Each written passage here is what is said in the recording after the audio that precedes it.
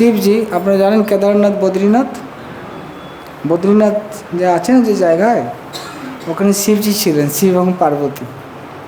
শিবজি আর পার্বতী বদ্রীনাথে ছিলেন। কোথায় ছিলেন? ওনার ওখানে আশ্রম ছিল। বিষ্ণু এসছেন, ভগবান বিষ্ণু এসে দেখছে জায়গাটা খুব ভালো জায়গা, পুরো একদম নদীর ধারে, ঠিক না, খুব সুন্দর পাহাড়, এই জায়গাটা খুব ভালো। কিন্তু এখানে কে রয়েছে?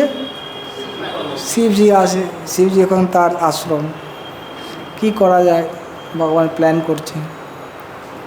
তো একটা বাচ্চা শিশুর মতো ওখানে কান্না করতে শুরু করে, বাচ্চা শিশু হয়ে গেছে, কান্না করছে। তো পার্বতী দেখছে, আরে বাচ্চা ছেলে, বাচ্চা কে কান্না করছে এখানে?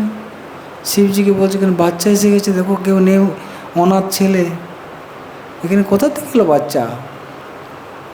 বলছে ও তুমি ওদিকে যাবে না, ঠিক আছে না, তুমি যাবে না। আর ও তো মায়ের মন, ঠিকই না, একটু কোমল মন, শিবজি এসব জানে, ঠিকই না, ঠিক আলো বুঝতে পারছে কী ব্যাপার। বলছে তুমি ওদের যাবে না, ঠিক না।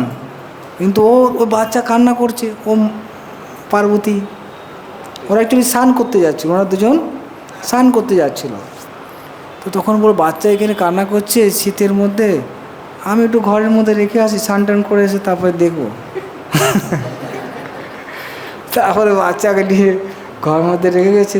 তারপরে পার্বতী ওরা গেছে স্নান করতে, স্নান করে ফিরে আসছে, দেখছি দরজা বন্ধ। কী রে বাবা, এখানে দরজা, বাচ্চার ছেলে ছিল, ও কী করে দরজা বন্ধ করলো, ঠিকই না, অন্য কেউ তো নেই, টক টক টক টক টক টক করছে, বাচ্চা খুলছে না দরজা। তো জানলা দিয়ে দেখছে বিষ্ণু বসে আছে চতুর্ভুজ ভাবে। তো বললো এখন এখানে আমার ভালো লাগছে, আমি এখন থাকবো, তুমি অন্য কোথাও চলে যাও, ঠিক আছে। তখন শিবজি বললো দেখলে তো আমি তোমাকে নিষেধ করছিলাম, ঠিক না,